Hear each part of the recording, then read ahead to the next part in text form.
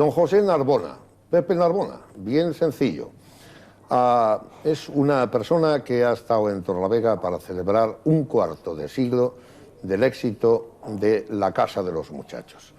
La Casa de los Muchachos es una institución que, como su nombre indica, atiende a unos muchachos que estaban en la calle o han pasado por los reformatorios o eran camino desviado, no por su culpa. Aquí no vamos al concepto tan judeocristiano de la culpa, sino a las responsabilidades colectivas, a la sociología y a la pedagogía del amor, que es un término de San Juan Bosco. Ahora bien, San Juan Bosco es quien rechazó, precisamente en tiempos de León XIII, hacerse cargo de lo que se han hecho cargo los amigonianos. Los amigonianos son una palabra que deriva de amigo, que es el fundador, es una variante de capuchinos, a su vez una variante de algo más inclusivo que serían los franciscanos. Todo esto lo vamos a tratar con Pepe Narbona, que ha estado en la exposición brillante que alrededor del patrocinio del Ayuntamiento de Torrelavega, de las asociaciones, de los padres y de todos aquellos que simpatizan con asuntos sociales de la Iglesia, que van más allá de lo que hace la Iglesia en las sacristías, y también hay que decirlo, todavía hoy dan cuenta de la responsabilidad de compartir con los demás el destino de la vida, a veces entre rejas, otras veces fuera de las rejas. Pepe Narbona sabe mucho de esto, es un vasco, nació en Álava, pero hoy vive en Teruel, estuvo muchos años en Torrelavega, ha sido delegado de la diócesis de Santander y además responsable ante la penitenciaría o la cárcel provincial, y por tanto una persona que sabe de tener la libertad, no tener la libertad, cómo usarla y por encima de todo cómo entretenerse en el servicio de los demás. Es el más pequeño de 10 hermanos y no es ajeno a otros muchos escenarios en la geografía española. Estuvo también hoy en Teruel, ya digo, estuvo en Albacete, ha estado en Valencia, y el destino le ha llevado a muchos lugares al servicio de la Iglesia y de los demás. Pepe, muchas gracias por admitir este trato familiar, acabamos de conocernos. ¿Por qué no ir al principio de las cosas? ¿Cómo fue tu vocación? Creo que un hermano tuyo es religioso, no sé cómo sentirías lo que se llamaba antes la llamada, que a algunos les parece cursi, que sigue siendo la manera de entender la vocación. Sí, pues yo era pequeño de 10 hermanos, como digo, nací precisamente el día de la lotería, que es el día 22 de diciembre, y el 10º hijo. Y entonces, pues dentro de eso, que sí, tenía un hermano religioso, pero fue un día determinado de esas cosas que mi madre me pregunta, ¿y no quisieras ser como tu hermano? Y era ya, pues casi en diciembre. Y digo, ¿por qué no? ¿Cómo se llamaba tu madre? ¿Era una beata? Prudencia. Y mi padre Justo. ¿Era una beata tu madre? No. No. Digo, juntaba prudencia y justo, ¿Y que para educar 10 hijos... ¿Crees tú que te vio unas cualidades de servicio a los demás, de algún tipo de capacidad de entrega? ¿Por qué tu madre diría, por qué no haces lo que ha hecho tu hermano? No, más que todo quizá eso, viendo que ya, pues eso, y vas entrando en edad, dice, pues algo, ella pensaba algo más para mí en este sentido, ¿no? Y entonces sencillamente me lanzó esa pregunta, que fue la primera promotora de vocaciones, porque a mí me tocó después muchos años llevar esa responsabilidad. Y entonces le dije, ¿por qué no?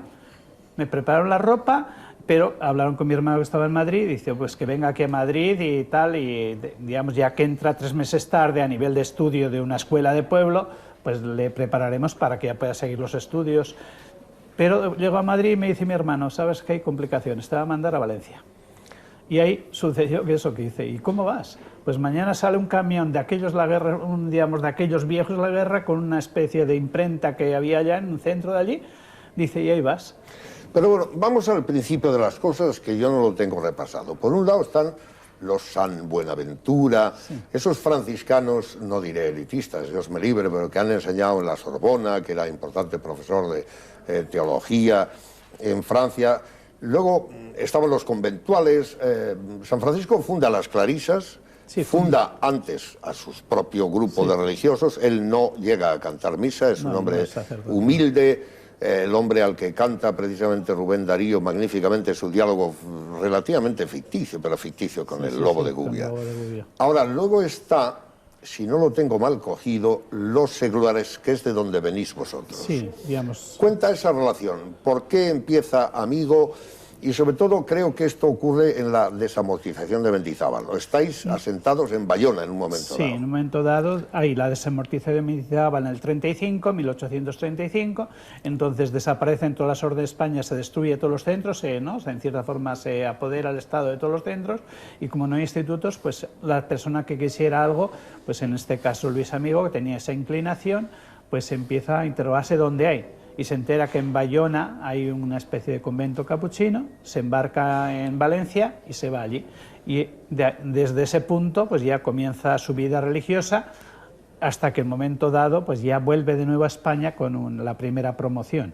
Que es en la etapa de Cánovas con Alfonso XII. Sí, en tiempo de Cánovas del Castillo, sí. ¿Y cómo es que se readmite si realmente hay la desamortización y no se supone que debíais ser admitidos? Bueno, pues es una amistad que tenían del portero que estaba allí con alguien que era muy amigo del portero, pues se acerca pues a vivir la hospedería del convento y le hacen la propuesta que a ver si les dejan fundar en Navarra. Y claro, eran los carlistas y los liberales que iban a decir. Dice, si fuesen Antequera por una frase de esas que se dicen, pues entonces fue cogida al pie de la letra, viene la firma de la Orden del Rey y luego cuando los Consejos de Ministros se plantean, ¿y cómo esto? Dice, bueno, por un grupo de religiosos no vamos a hacer problema. Y ahí ya comienzan a entrar todos los demás. ¿Cuántas cosas, Pepe Narbona, se producen en categoría, empezando por la anécdota? Porque esto de Antequera es un poco lo de salga el sol por Antequera. O sea que... De todas maneras, Amigo es valenciano. Él es valenciano, sí, nacido en Massamagrell, era hijo de un secretario y claro, eran 4 o 5 hermanos, la mayoría, otro hermano Julio que estaba con los carlistas, porque en la zona esta de Valencia la mayoría eran carlistas, y entonces, y el otro hermanas. Y claro, muere sus padres cuando él tiene 17 años. Bueno, carlista, sin embargo, no parece que se pueda tomar Castellón en un momento dado por el tigre de la maestranza. Aquello hay una historia ahí muy larga y muy dura. Algunos han dicho, incluso Laín, aunque no es de historia de lo que vamos a hablar, que creo que un poco injusto en este caso, exagera que la carlistada produce una relación entre el 19 y el 20 de un poco de oscurantismo fuerte de la Iglesia. Otros podrían decir lo contrario y esa es una vieja batalla en la que se está. Incluso se ha mencionado el feroz anticlericalismo de la República. En eso no vamos a entrar. Lo que sí me interesa es que tú digas por qué acabas en Torrelavega. Es decir, en Torrelavega hay una casa de los muchachos, creo que el hoy administrador apostólico saliente, porque Osoro, quiero decir aquí que ya hay un obispo para Santander, aunque desgraciadamente no tengo el nombre, pero está nombrado y como es secreto pontificio está llegando a Madrid. Mi oficio es ser periodista, lo sé, antes que otros, pero no he logrado dar con el nombre.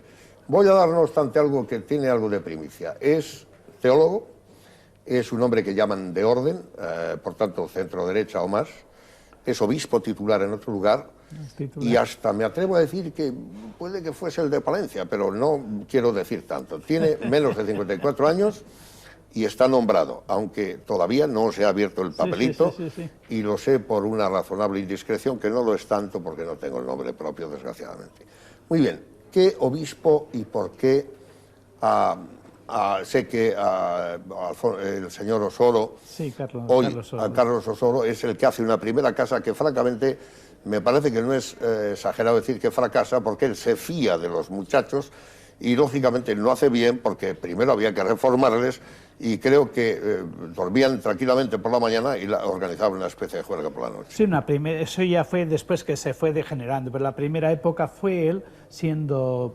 Hombre, cuando él estaba allí, sí. Sacerdote ordenado, que es uno de los primeros que duerme con los chicos en el centro Vía Aunelia. Sí. Después ya pasan a 2 pisos ya en la propia inmobiliaria, pensando que esa casa inmobiliaria, que era un chalecillo a las afueras, para integrarles más, pero claro, al ser llevado por voluntariado y demás, llega el momento donde no hay una dirección y un acompañamiento y sobre todo una continuidad. 4 años más tarde. Sí, después ya aparezco 4. Muy bien, parte de ahí, que hoy hay 25 años. ¿Cómo es la experiencia? Pues, ¿cómo, aparte de que se ha presentado este libro magnífico con una exposición de fotografía en el Ayuntamiento de Torrelavega, cómo resumirías tú hoy, desde tu mirada de Teruel, esa experiencia exitosa de Torrelavega? Bueno, pues sobre todo es eso, que ha sido una familia.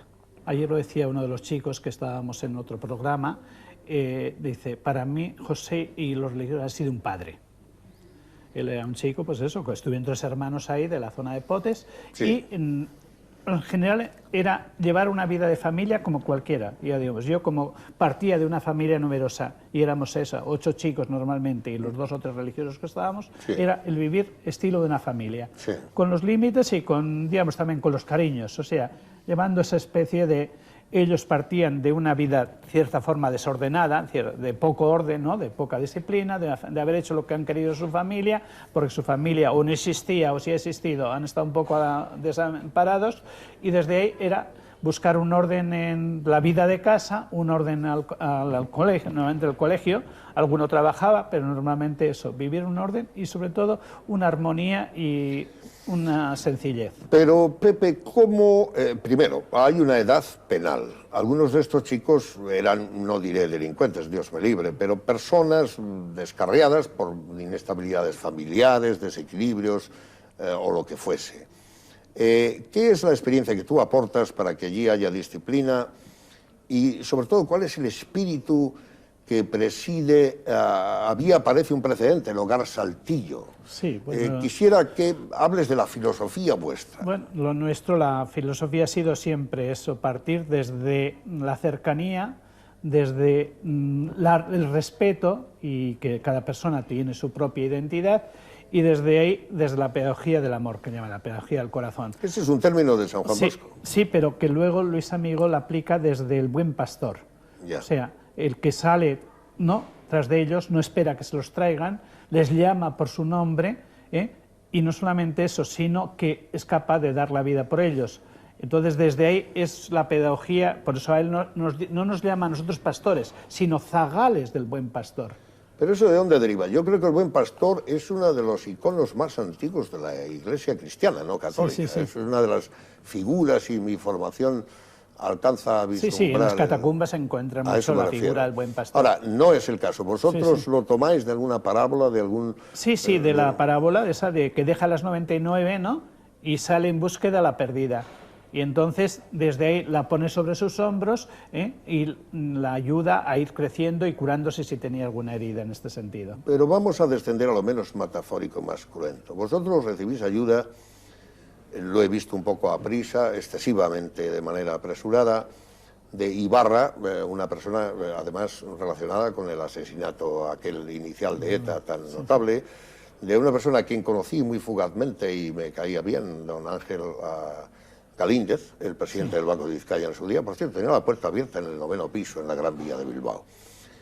Habéis estado primero desamortizados, luego os rehabilitan por casualidad entrando por Antequera, y al final hay dinero siempre de las gentes que viven bien o que lo ganan o que han estado en el capitalismo. No, lo mismo, sí.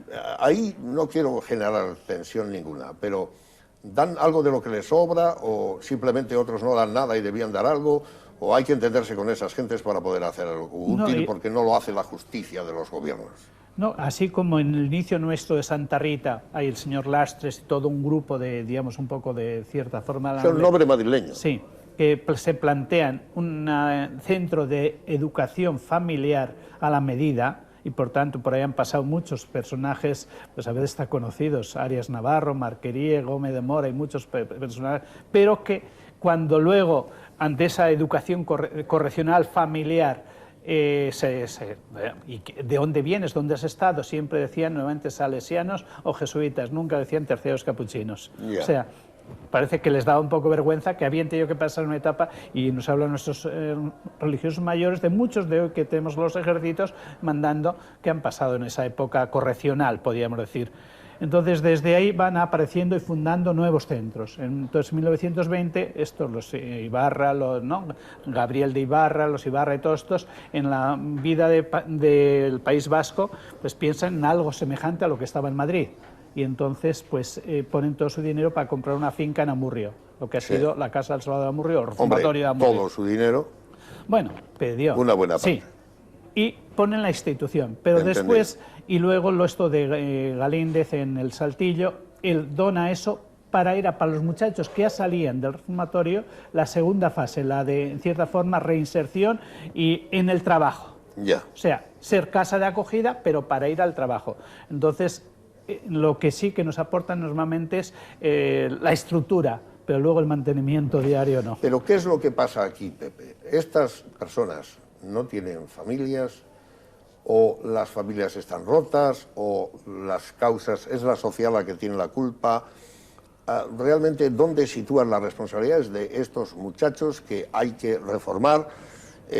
Corrígeme si no lo rechazó el propio San Juan Bosco, porque él quería muchachos a la luz de la calle, sí, pobres, sí, pero no quería muchachos que hubiera que usar contención, rejas o disciplinas, sí, sino que hubiera que encauzar.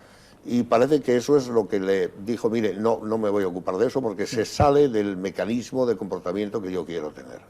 O sea, hasta 1918 no había ley del menor, ya. Entonces la ley de Montero Ríos. Y entonces los chicos menores de 18 años, fuesen de 10 o 12, estaban en las cárceles. Y eso es lo que descubre Luis Amigón en el penal del Dueso, ya. Que había menores de edad y entonces su pregunta... ¿Y cuando sale qué? Esto que yo he hecho aquí no lo podrán seguir otros, y de ahí nace la congregación de terciarias capuchinas en el 85 ante el cólera morbo, y luego en el 89 nacemos nosotros, sí, la idea, moralización, y sobre todo aún, pues eso, estudiábamos ya criminología para la atención a las cárceles, pero sobre todo la acción pastoral.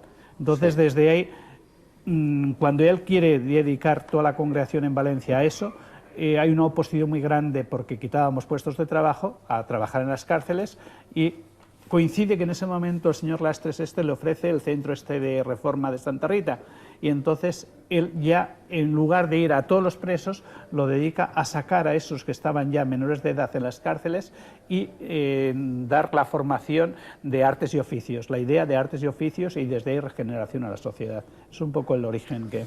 Entonces vamos a ver, sale en los años 60-70, se pone a deambular un chico, si le sacan del reformatorio y no tiene a dónde ir. Sí. Y vosotros, en Torrelavega, sí, la parroquia alrededor de la parroquia de la Asunción, se encuentra esta fórmula. ¿Qué es lo que enseñáis? ¿Cómo se consigue que ese chico no vuelva a las calles a delinquir? No, pero ya a nosotros, ya cuando yo llego, ya no son... Hasta entonces, como no había hogar el transeúnte, pues venía todo, claro, a coger todo. Sí. Ya se va diferenciando a través de los servicios sociales de Santander, que vengan los que tengan menores de 18 años. Entonces, desde ahí...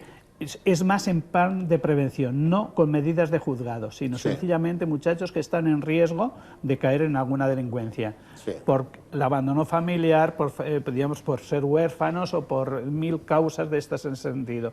Cuando el niño entonces comienza a tener problemas y antes que de los problemas ya se intenta, pues eso, encauzarle, y entra pues los servicios sociales generales y te van mandando chicos, oye, mira, que te mando este chico, te mando este otro, y lo vas poco a poco pues entrando de la vida a la familia, dentro de un orden de vida, y sobre todo buscando que tenga una salida desde el estudio o desde el trabajo. Pero ¿cómo es un día tipo allí desde que llega una persona así? Pues bueno, un día, lo primero, lo más bonito es la acogida normalmente. Ese día que siempre se hacía una fiesta, se traía algo de pasteles, lo que sea, ¿no? Cuando llegaba alguno nuevo. Y después pues ya era digamos, hablar con él, su situación personal y demás, y decir, pues mira, esta es la vida de aquí, es la vida de un estudiante normal en cualquier familia. Entonces, a la mañana, por levantarse, y como era vida de familia, pues lo hacíamos todo entre todo, tanto fuese las limpiezas, como el orden, como quitar la mesa, poner la mesa, o todo lo que hay. ¿Y hasta qué punto tiene libertad? Tú has oído hablar, como es lógico, del panopticón. ¿Sabes esa vigilancia que hay, que el vigilado no sabe que le están vigilando 24 horas? Eso no lo hacéis ahí. No, era tan pequeña la casa que no había forma. No, pero quiere decir que eso se hace en los reformatorios. Yo conozco alguno donde un señor... No hay un solo instante de las 24 horas que no esté vigilado por cámaras. No, pero eso es en las cárceles modernas. A eso me refiero. En las cárceles modernas. ¿Tú en eso no crees ni te gusta? No, ¿O y crees por eso que... yo siempre que he estado aquí en la cárcel de aquí he luchado porque se mantenga la cárcel en la calle Alta, porque considero que es un lugar, digamos, muy humano, y donde el funcionario está en continuamente contacto con el interno. ¿Un lugar muy humano la cárcel? Sí. Yo siempre he oído hablar de violaciones, de escuelas de delitos, de... no sé si serán otras cárceles y no la de la calle Alta, pero he oído hablar, tú sabes que esa literatura existe. Mire, la peor escuela que hay es la cárcel, dicen. Bueno, la cárcel es el descenso de un río que está ya a la desembocadura, y el agua que llega a la desembocadura de los ríos normalmente hay pocas truchas se pueden coger, ¿no? Hay otra clase de peces. Entonces, lo que importa es prevenir, o sea, tomar esa realidad cuando el niño, como digo, tiene problemas y cuando está en desamparo, cuando tiene, digamos, le falta de cariño y falta de atención. Entonces, desde ahí se puede sacar algo. Cuando llegan a la cárcel, normalmente, mi experiencia es que se puede sacar poco. Sí puedes ayudarles anímicamente o psicológicamente, porque jurídicamente no les puedo ayudar, porque no soy abogado, ¿no? Y si vas a los jueces, creen que te interfieres en su vida. Y luego, en la vida normal, pues eso, sí, en ayudarles, en estar con ellos y desde la fe un poco, porque es típico que en la vida normal hay un 23% más o menos, 20-23% de practicantes, y en cambio en la cárcel pasa de 38%. De 38%. Sí. Sí. Y si no te he entendido mal, dices que no hay solución en realidad una vez que se está en ese pozo final. Nada. Ahora, ¿quieres decir que no se van a corregir nunca o que lo único que se puede hacer es consolar? Pues sí, sale un 56-58 reinciden. Sí. Entonces, Pero no hay un fracaso ahí de algo. Sí, es un fracaso total de la sociedad. Lo que viene es que la sociedad, ¿qué quiere? Están bien donde están y si lo han hecho, que lo paguen. Esa es un poco la frase más común que escuchas. ¿Y qué sería lo que debe hacerse, aparte de prevenir, como has mencionado antes? Pues el derivarlo a otras alternativas de, en cierta forma, recuperar pueblos abandonados. Todo lo que fue en una primera época la reinserción desde el trabajo. Porque la vida del mundo de cárcel es comenzar a la mañana a levantarse todo el día sin hacer nada y toda la noche, diríamos, en cierta forma, medio dormir o lo que sea, porque también tienen sus teles y demás. Entonces, es, en cierta forma, crear seres irresponsables, que cuando ya salgan a la sociedad van a ser incapaces de estar en ninguna empresa ni en ninguna cosa. Sin embargo, aquí hemos manejado dos conceptos que me gustaría que elabores un poco más. El concepto del Bosco, que era la prevención, y el concepto que está más cerca del, llámalo, apostolado vuestro, que sería la reinserción en la medida de lo posible, cuando la edad lo permite y cuando todavía es tiempo, si las condiciones del individuo entran por la disciplina razonable que impartís. ¿Por qué no elaboras un poco más sobre el concepto contención y el concepto prevención? Porque contención es lo que no quería el hombre de Turín. Sí, o sea, el tema contención, hay situaciones que te obliga a tener un poco, pues, nivel de... O sea, hay muchachos que... Hay que cerrar. Por su propia seguridad a veces hay que tener, y no tanto por ellos, sino por los que te vengan de fuera, hay que tener unos límites de, digamos, de que no te vengan y te lo sustraigan, sus pandillas, ¿no? Entonces, pero también por ellos, en algún momento dado, hay que decir, no, mira, oye, hoy no sales este fin de semana porque tu comportamiento, tus estudios... Y está el educar con él. O sea, no es que pongas rejas y pongas... sino... ¿Y tu experiencia, Pepe, es que en general eso funciona bien? Sí, generalmente sí. ¿Y consideras ciertamente que la experiencia de Torrelavega es un éxito en términos pues sí, redondos? yo lo puedo verificar porque al ser capellán de la prisión, a lo largo de todos estos 25 años he conocido a 3 chicos que han pasado, de los que han estado allí en la casa de los muchachos, que han pasado por la cárcel. Y cuando te han encontrado han sentido como una especie como de principio de vergüenza, pero como tenían confianza contigo, después has sido uno de los que he conocido que no han la reincidencia. O sea, que luego han salido, han cumplido, porque fue un caso, porque recuerdo que estaba en la mili y le pegó un erchaina, ¿no? Yeah. Entonces, hay situaciones de estas y otros pues era de tal forma el abandono que había familiar y no tenía ningún medio para subsistir o lo que sea, ¿no? Entonces, desde ahí, la experiencia que he tenido es que en todos estos años, que los chicos que han pasado por la casa, 3 han llegado a la prisión. Entonces, es un éxito total, porque es prevención de, digamos, de posibles riesgos en este sentido. Creo habértelo preguntado en otra ocasión, pero un poco despacio, ¿por qué no inventarías de manera prioritaria las causas que conducen a un chico a descarriarse? Pues las causas son las necesidades que todos tenemos. Hay unas necesidades que son primarias, ¿no? Puede faltar alimento, puede haber vestido, puede haber vivienda, pero sobre todo las vitales. La necesidad de amar y ser amado, la necesidad de creer en algo o en alguien, la necesidad de celebrar y sobre todo la necesidad de ser aceptado y valorado y hacer algo. y eso que hagas se lo reconozcan. Sentirse útil. Sí, sí. Y querido. Son necesidades vitales. Lo otro, pues puede faltarle el alimento, pero que hoy día en general en España no hay muchas necesidades de este tipo, pero las otras sí. Pero en todas las sociedades, ¿eh? Que hoy no es que, como dicen, están todos los están, ¿no? Sino que realmente ese tipo que hoy estamos observando de tanta violencia, sobre todo de hijos hacia padres que estamos hoy tratando. Y hacia profesores. Sí, sí. La gran mayoría de ello es por el desencanto, por esa especie de vacío, por esa especie de, en cierta forma, de dejar hacer la familia, el padre ausente o la madre ausente. Todo ese tinglado es lo que está creando unos seres con esas carencias, necesidades, pero sobre todo carencias. Pero ¿qué puede hacer una persona como tú si le ven como un predicador con barba, con 65 años, religioso, sí, sí, tendente a la bondad, al menos como predicado, y se entiende además que como ejemplo, cuando viene una persona un poco rebelde, que no tiene por qué sentirse querida si no la han querido, que entiende lo que en el argot delincuente, al menos en algún país, llaman self-respect, el que me respeten porque soy un duro, porque soy capaz de hacer alguna cosa fuerte, una fechoría. ¿Cómo diablos puedes tú encauzar eso? ¿De qué mecanismos os servís? ¿Cuánto tiempo lleva? ¿Alguna filosofía que permita a nuestros telespectadores entender la habilidad correctora y pedagógica? Pues la primera es saber estar, o sea, no perder la calma, tener serenidad. Por mucho que te insulte, por mucho que sea, saber estar con él. No tener la primera, el arrebato, ¿no? Te doy, sino el saber tener esa paciencia, esa acogida y, sobre todo, el respetarle en este sentido. Bien, piensas así, digamos, tienes tú tu derecho, quizás has sido muy machacado, pero, sin embargo, todo esto no te va a llevar a ningún bien. ¿Y llegan a razonarlo bien? Sí, sí, sí, sí. Ese primer momento de rabia quizá no, entonces le dejas luego un rato solo de lo que es y mira, salte un rato a pasear o lo que sea y mira, si no quieres estar aquí, vete, ¿no? Pero en este sentido de que decir, pues sabe que para él eres alguien y que te duele que tengas esas actitudes y que vaya hacia un camino de riesgo.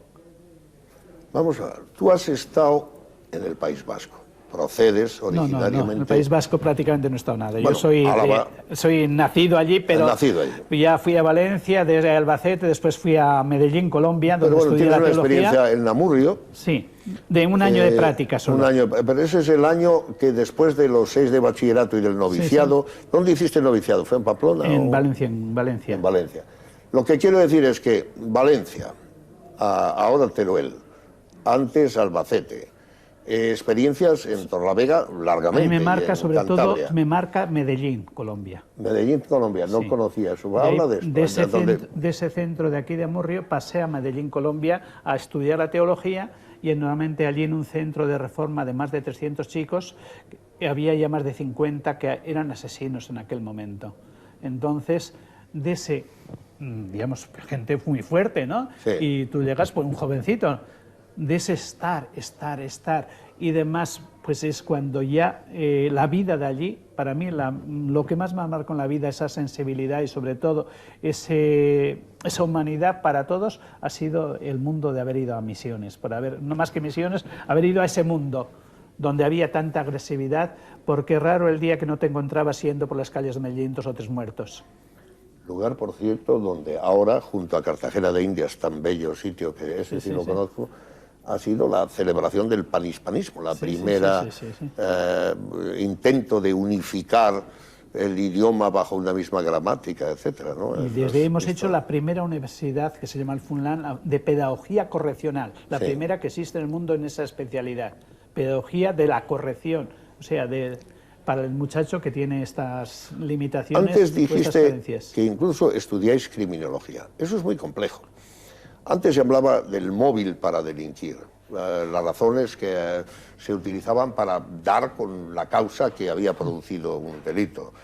Ahora una nueva situación es que a veces no hay causa, o por lo menos no es conocida, es tan interior o psicológica que no aparece el móvil del robo, no aparece el móvil por lo menos en grandes ciudades sofisticadas. Decía en otra ocasión que iban 2 personas en un automóvil y le dice uno a otro en un juicio que tuve ocasión de ver, mira, me da que hoy tengo que matar a alguien. Y le dice el acompañante que conducía, pues mata a alguien. Abrió la ventanilla y disparó a los que iban al lado, que no conocía para nada. ¿Qué diablos de criminología puede enseñar a detectar estas cosas que tienen que valerse ya de la mayor sofisticación psiquiátrica para poder determinar? No, en general, pues estas personas normalmente tienen unas carencias y sobre todo tienen unas anomalías. Pero ya digo, la criminología que estudiamos fue al principio para hacernos cargo de las cárceles, pero inmediatamente al derivarnos a los menores, podríamos decir, porque fue sacar a esos que estaban ya en las cárceles y no había ley del menor aún, sacarlos de las cárceles a todo lo que fuese pues, escuelas de arte de oficios y hogares, pues entonces desde ahí sobre todo lo que más insistimos en la psicología, que se trajo de la escuela de Moll y la escuela de, sobre todo de Dayton, y desde ahí fuimos un poco los pioneros en traer los distintos laboratorios de psicología, y luego la pedagogía, como digo, la pedagogía más quizá un poco fundamentada en la de Don Bosco, ¿no? La pedagogía del amor, y desde ahí pues ha sido todo el desarrollo y el trato.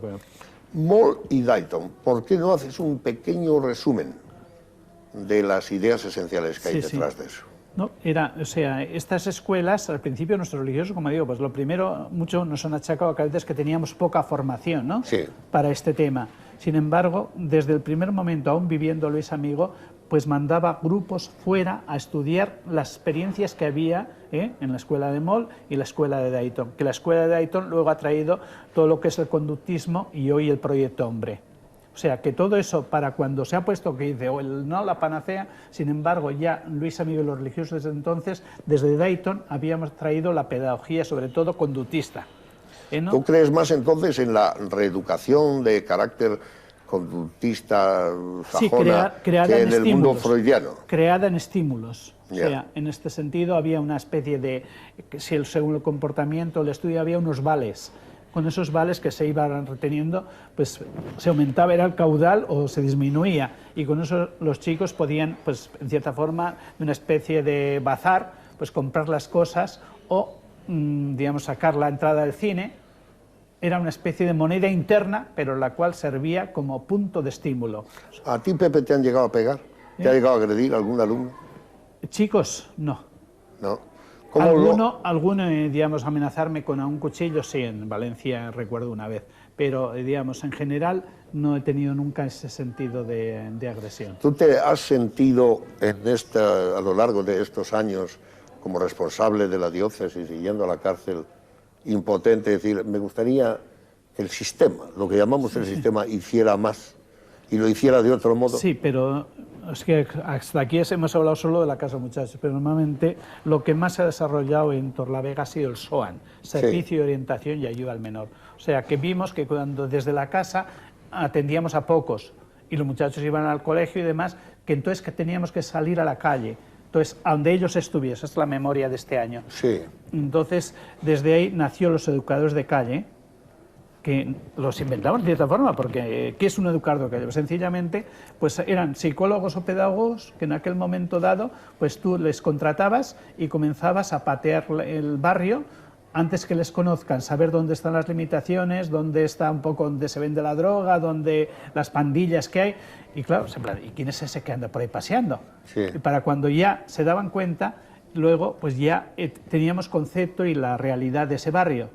Entonces se buscaba un local y a través de ese local ya se ofrecía, pues tanto para las familias como para los chicos, lugares de ocio, lugares de recuperación de tipo escolar y lugares de ocio y tiempo libre en general para salidas de fin de semana. Entonces eso ha sido un proceso de prevención, sobre todo desde la droga, y por eso ha habido bastantes estudios. Salud no te consumas, salud aprende a beber, toda una serie de estudios que hemos hecho a lo largo de todos estos años en la cuestión de, digamos, de todo lo que es ese riesgo. ¿Son buenos agentes de ayuda para vosotros los propios chicos cuando ya se reintegran, cuando lo hacen o vuelven a... ¿Utilizáis mucho este boca a boca de su propia...?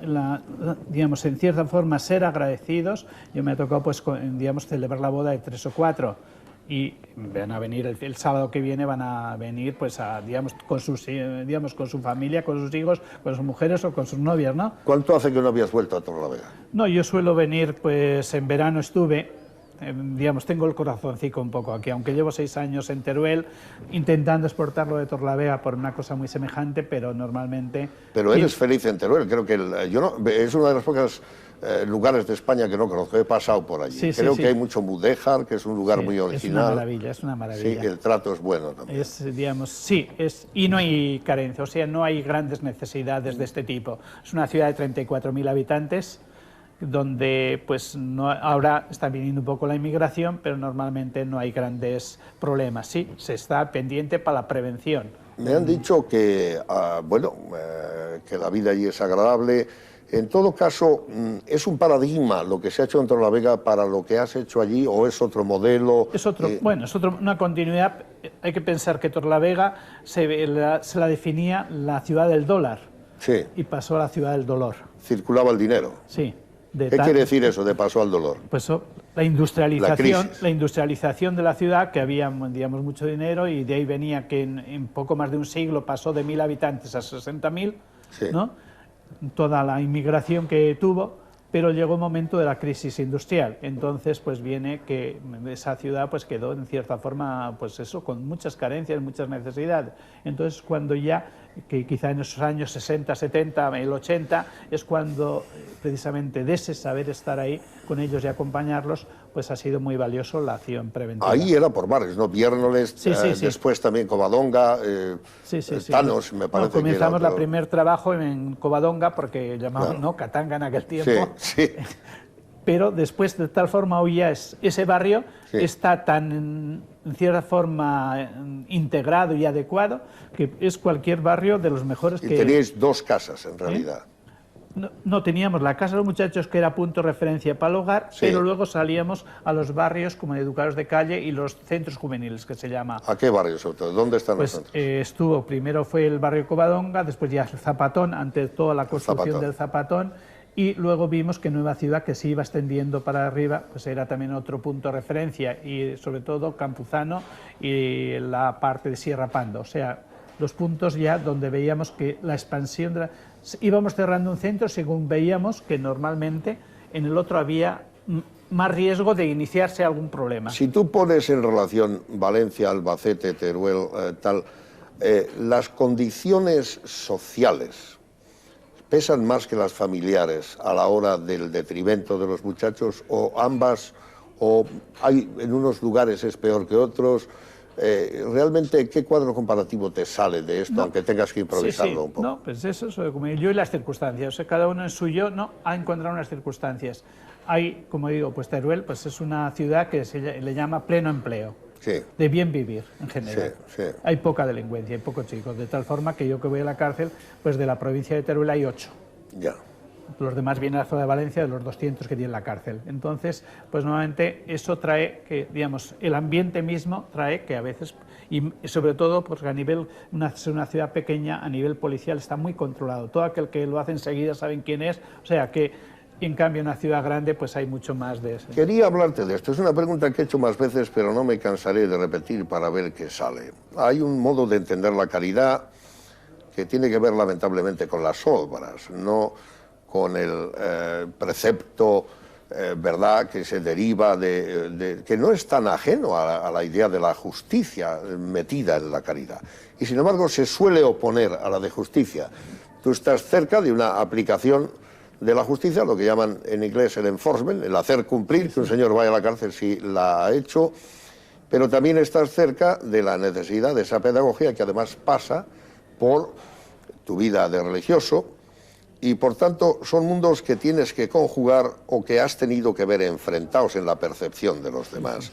La percepción de los que son más laicos, o la percepción de los que dicen todo eso sobra si el Estado pudiera de manera de atención pública correcta atender como corresponde a todo esto. ¿Cuál es la conjunción armónica sin exceso de idealismo que después de tu edad y experiencias puedes decir que daría una especie de ideal perseguible? Pues mi frase sería: aquello que se ve por justicia no se puede cubrir con caridad. Entonces, amplíalo. Sí, ¿no? Que, digamos, esas necesidades, todas esas carencias, como ser de la sociedad, tiene que tener una respuesta, pero no tampoco un paternalismo. sino que también hoy educar en la libertad sí y la autonomía, pero desde la responsabilidad, porque el problema hoy muchas veces de la educación de hoy es dejar hacer, entonces no poner límites. Entonces desde ahí es cuando tendría que ser que nuestra sociedad encuentre ese equilibrio de encontrar pues unas familias que saben estar y sobre todo van creando seres sanos en cierta forma, psíquicamente y físicamente. Entonces desde ahí es donde yo lo veo, que no solamente es dejar hacer, sino poner límites, que hoy es el gran problema, que es eso, el dejar hacer y la ausencia. Mi pregunta final, Pepe Narbona, padre Narbona, es un poco desafiante, pretendidamente filosófica. Vamos a ir a un hombre que sigue estando de moda en el posmodernismo a través de otros filósofos que no son precisamente San Buenaventura y que tampoco son el espíritu simple, no de simplicidad y menos de simpleza, que puede existir en un mundo como monteano, que es el mundo de tus hermanos capuchinos. Sí.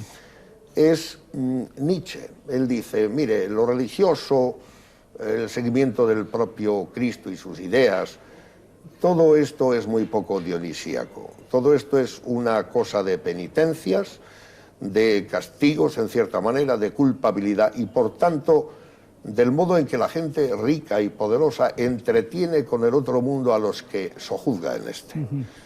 Este es más o menos mal resumido el pensamiento nietzscheano de la alegría del superhombre al que él decía que había que tender. ¿Qué respuesta se puede dar a eso si a ti te ven, dice, mira, la mansedumbre de un hombre, 6 años de bachillerato, noviciado, 2 años de práctica, estudios de pedagogía y de criminología, cerca de las rejas, fuera de las rejas con muchachos, en un servicio por toda España, pero finalmente, ¿tiene algo de razón Nietzsche o realmente es una barbaridad? Yo para mí, la satisfacción es tener eso, la plenitud de darte.